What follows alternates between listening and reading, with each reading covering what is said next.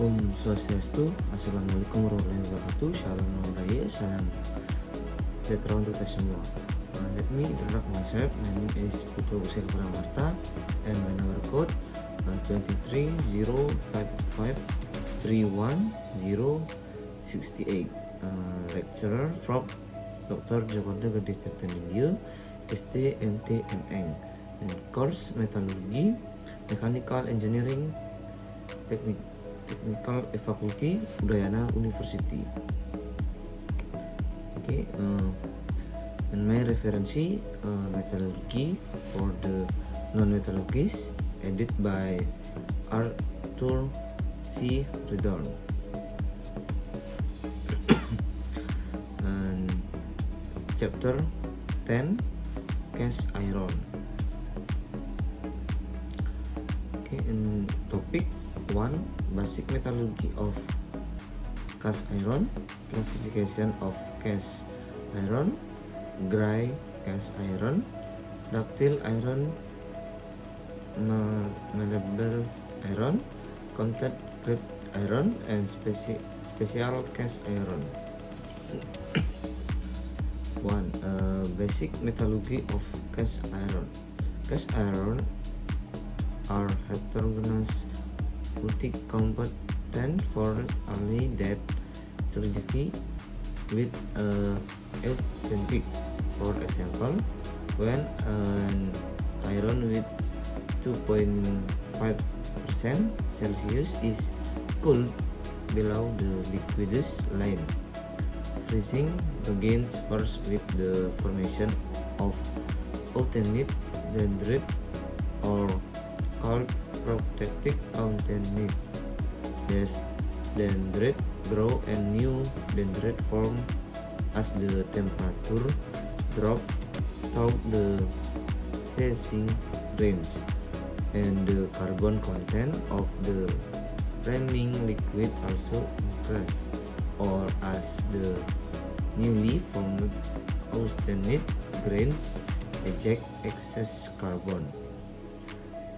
When the increasing carbon content and decreasing temperature reach authentic fumes, authentic solidification occurs at the authentic temperature of 1154 derajat Celsius, or 4 grade dense flame, or 1148 derajat Celsius, or for cemented solid lime. Because of the higher carbon content, the structure of cast iron, as opposed to that of steel, exhibits a carbon-rich phase, depending primarily on composition, cooling rate, and melting treatment. The carbon-rich phase solidifies either into thermodynamical metastable chemicals, or Fe3C, or as stable grade. Thus, two types of authentic solidification can occur. When the metastable path is followed during authentic solidification, the viscous structure after solidification is a mixture of the grade in authentic. When stable grade forms during solidification, the authentic structure is a mixture of grade in authentic. Okay, 2. Classification of cast irons. The historical classification of gray and white cast iron, based on fracture appearance, still applies today. Cast iron are also classified as either common or special cast iron. Common cast iron are for general purpose application and are unalloyed or low alloys composition. Special cast iron, as the name implies, are for special purpose application. Special cast iron differ from the common cast iron mainly in their higher content of alloying element,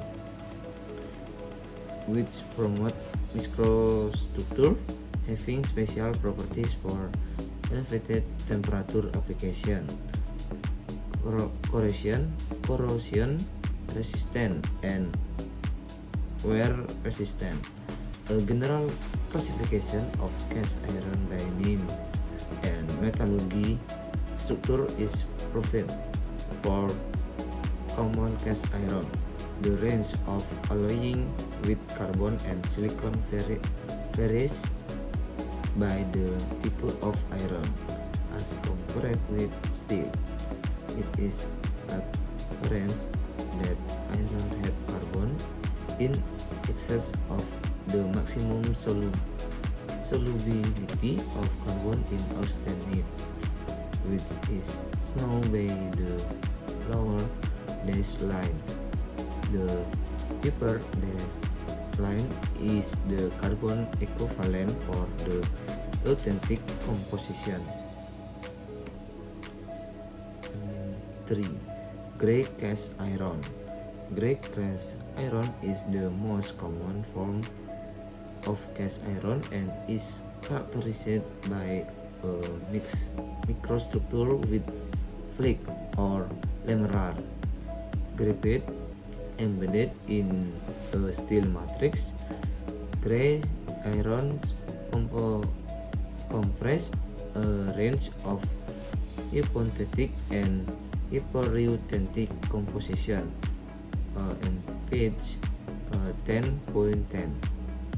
Many gray iron are hypothetic and their solidification behavior can be illustrated with the help of the simplified ternary authentic diagram taken at 2%. At temperature above 0.1, the iron is eternally molten. As the temperature falls and the liquidous line is corroded, primary phasing begins with the formation of pre-authentic austenite dendrites. Dendrites grow and new dendrites form as the temperature drops toward the primary freezing range. Between 0.1 and 2, dendrite size is governed by the carbon equivalent of the melt and the fizzing rate, or the faster the fizzing rate and the bigger the carbon content, the thinner the dendrites. 4. Ductile iron.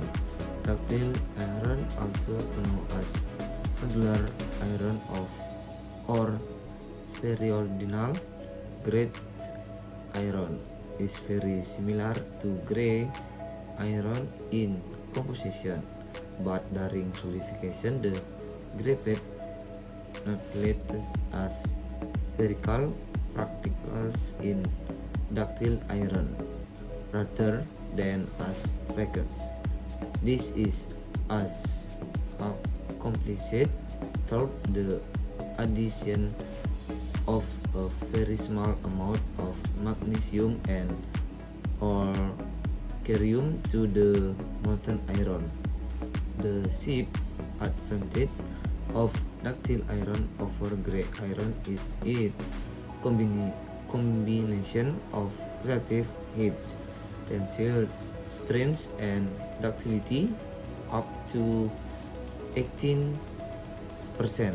Elongation for ferritic ductile iron with a tensile strength of 415 MPa or 60 kSe as opposed to only 0.6% elongation for a gray iron of comparable strength. This improvement in ductility is due to the shape of spheroidal graphite, which has a lower stress concentration factor than the sharper angular boundaries of a flat grip ductile iron tend to be shorter than other types of iron for this reason. 5. Malleable iron. The history of malleable iron goes back to Europa. The French scientist and metallurgy RAF de Réaumur published the first technical discussion of malleable iron casting, or 1720 to 1722. In America, malleable iron was introduced by Steve Boyden, Volcano of the White Heart malleable iron of Europa, and foresaw a potential market for such a material. He started a series of experiments to find out how to produce malleable iron because of the chemical composition of the pig iron used. Boyden found the fracture of his specimen black and gray, or black heart, due to the presence of free carbon after the heat treatment process. In 1831, he was granted the first American patent for malleable iron. Subsequently, the production of casting began in his foundry in Newark, NG. 6. Composite graphite iron. Composite graphite iron are the newest member of the cast iron family to be developed as a distinct category. Compacted or vermicular graphite iron have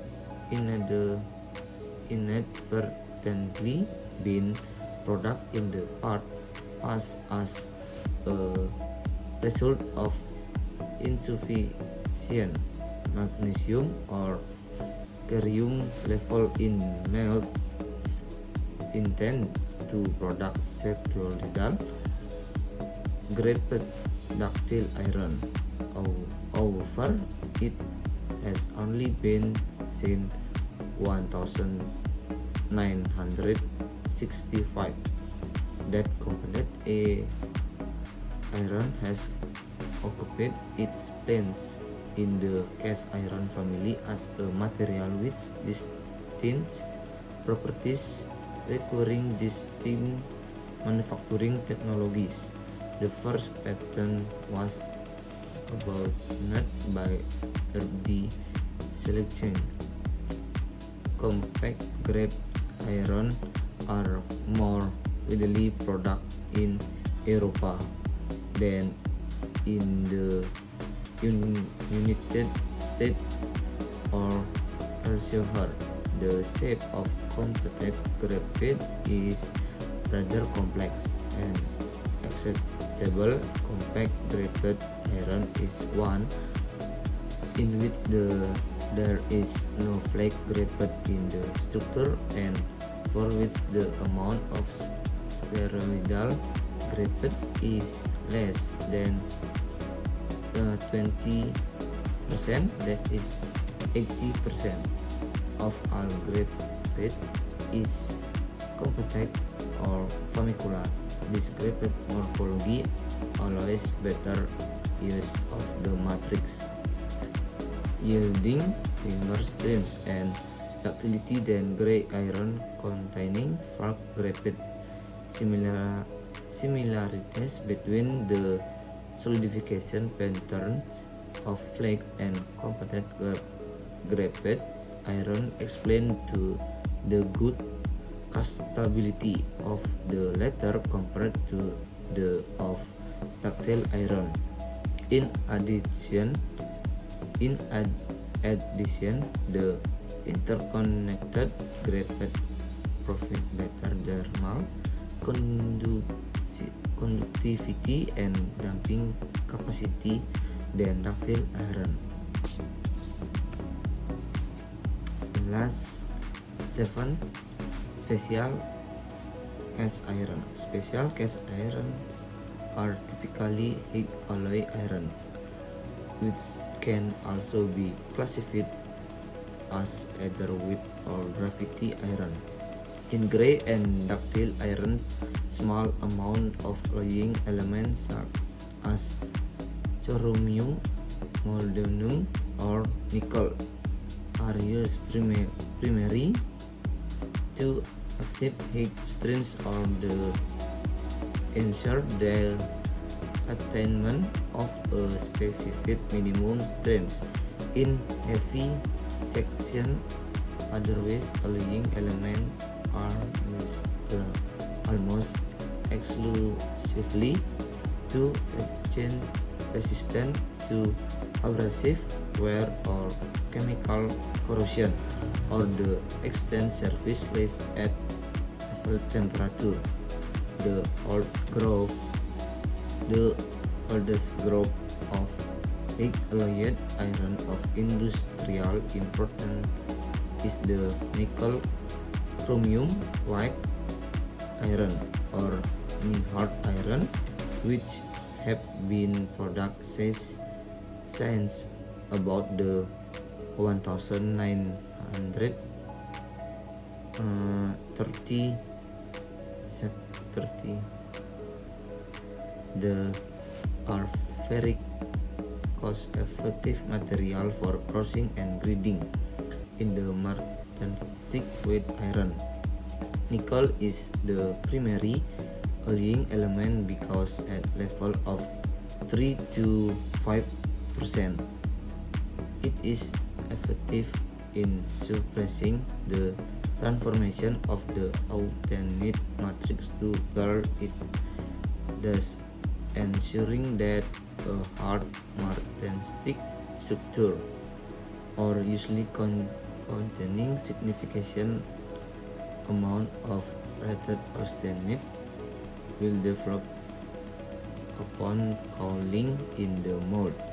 Chromium is included in the alloys at level from 1.4 to 4% to ensure the solidification of carbides, that is, to counteract the graphing effect of nickel. Okay, and thank you. Oh, Santi. Oh.